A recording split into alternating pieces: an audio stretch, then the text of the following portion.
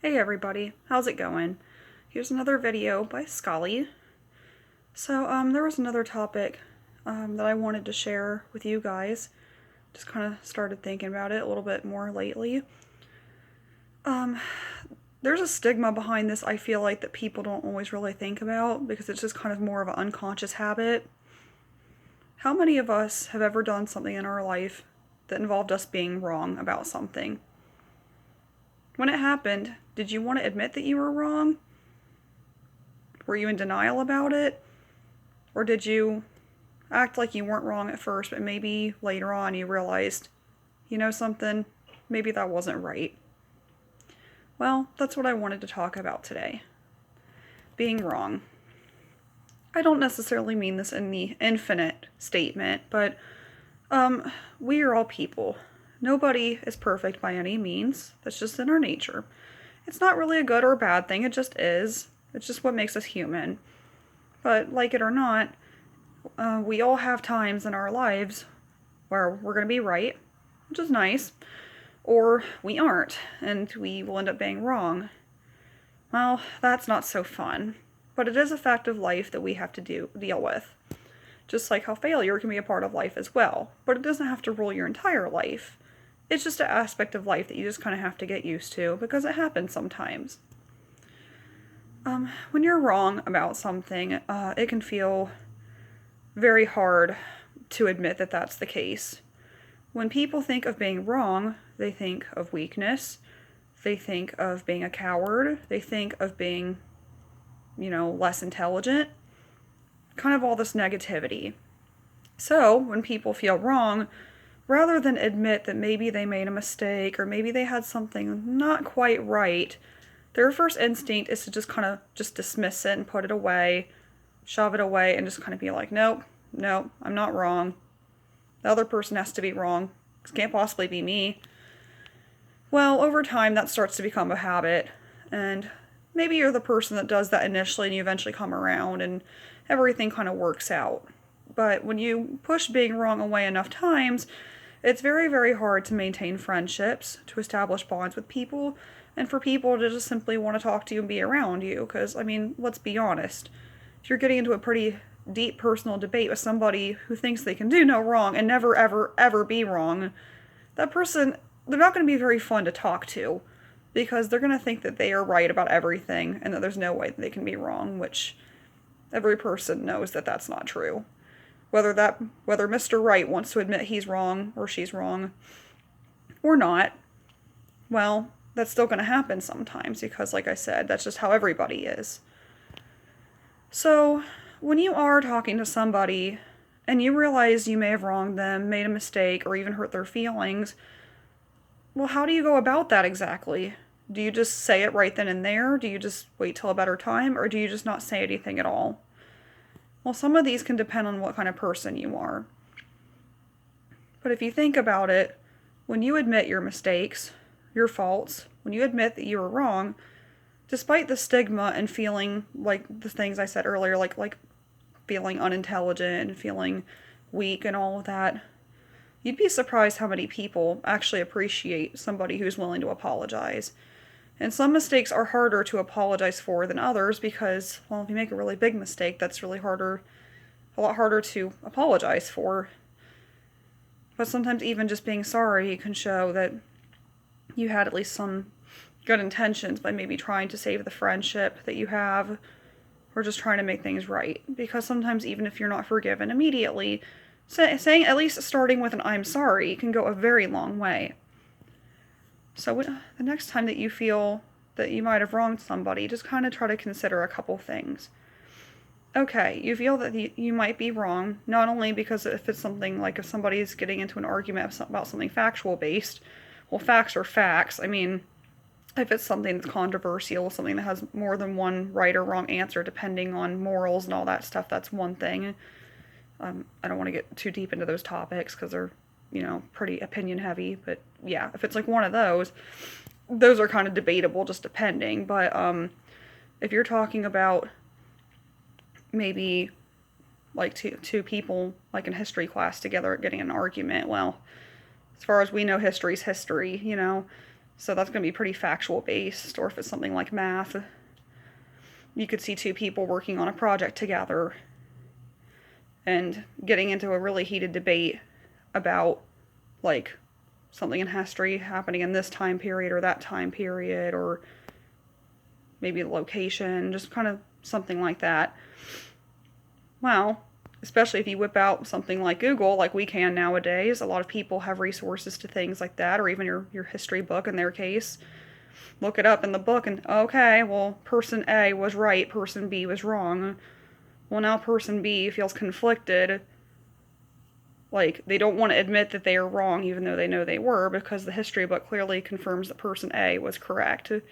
So what does person B do to save their friendship with person A? Well, this would be the kind of situation that person B could just admit, like, hey, I didn't mean to hurt your feelings. I'm sorry. I honestly just thought it was this answer, not that answer. I guess ultimately they could just assume that person A is still wrong anyway, but I mean, let's be honest. We know person A is right based on that information. So, I mean, exactly how far does something like this have to go before person B swallows their pride and realizes that their friendship is important?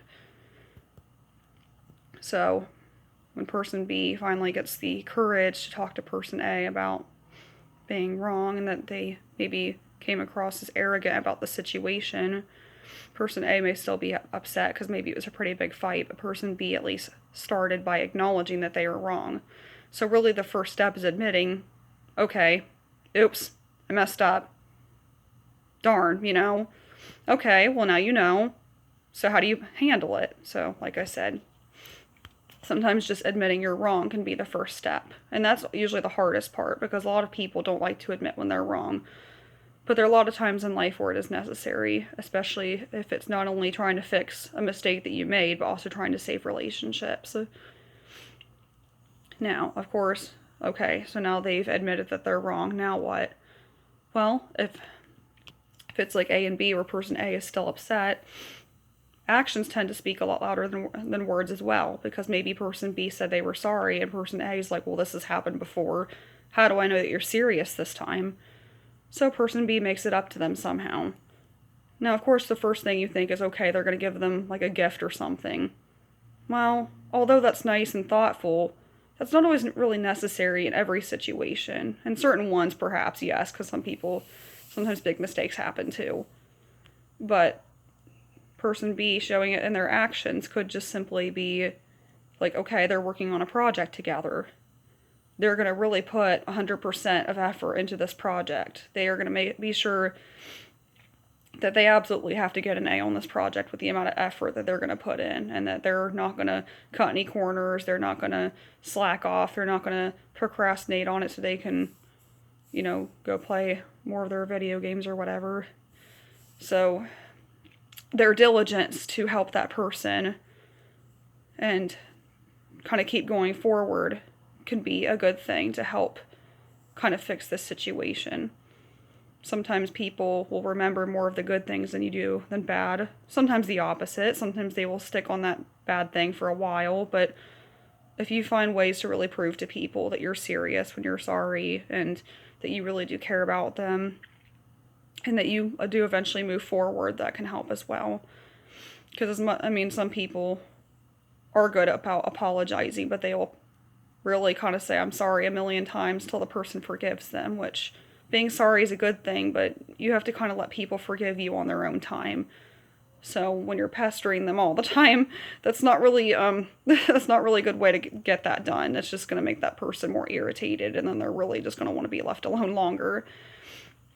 So sometimes with apologies and admitting that you're wrong to people when you are, sometimes one of the best things you can do is just kind of let them come around too, because when people get in arguments with each other, everybody deals with that kind of stuff differently and at their own pace. Some people are like 5 minutes later, they don't care anymore and they just kind of move on to the next thing. And then some people get very angry and they hold a grudge for a pretty long time. Well, perhaps it's not the healthiest thing in the world, but that is how some people handle it. And if you have the friend who really is like, kind of get out of my face for a while when they're upset, okay, well, yeah, you might just want to give them their space for a bit, because everybody needs their space and things like that. And especially if it's somebody you see a lot, if they see you a lot, that may just remind them of that argument, and then they just have more of this dreaded feeling if they ever, like if it's somebody that you see like at work, or if it's like a friend or a relative or just somebody you see a lot. And hopefully at that point it's like you know that person pretty well, so if they clearly want to be left alone, you're like, okay, I'm just gonna let Betty have her time to herself because she still looks pretty mad today. But yeah, sometimes things like that can take some time. If you're a nervous person like me, that's usually the worst part, because you think that the argument's going to go on forever, but I mean, it won't.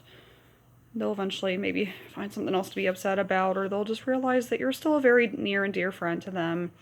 And more than likely, they want to save the relationship and the friendship just as much as you do. So hopefully they'll put in just as much effort, but they'll do it when they're ready, because, like I said, everybody takes their own kind of time for that kind of stuff. It's easy to see how admitting you're wrong in some of these arguments people have, conflict, can kind of go hand in hand.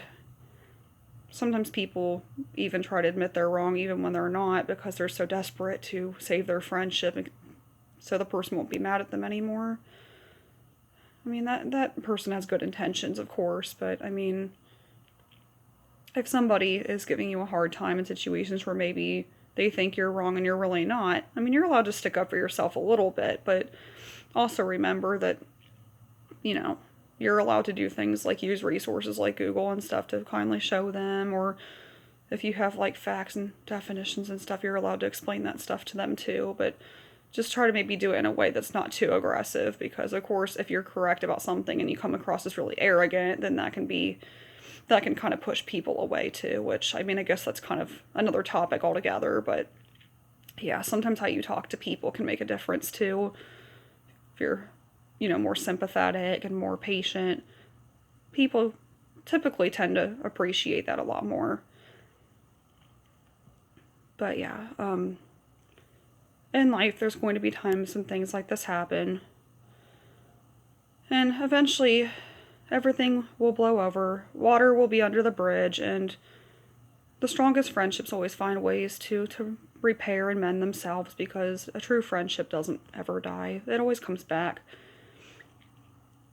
And sometimes being wrong can feel like the end of the world, but it's just another fact of life that makes us human. And it doesn't make us any less when we are wrong. I mean, in terms of self-esteem, it can feel pretty damaging.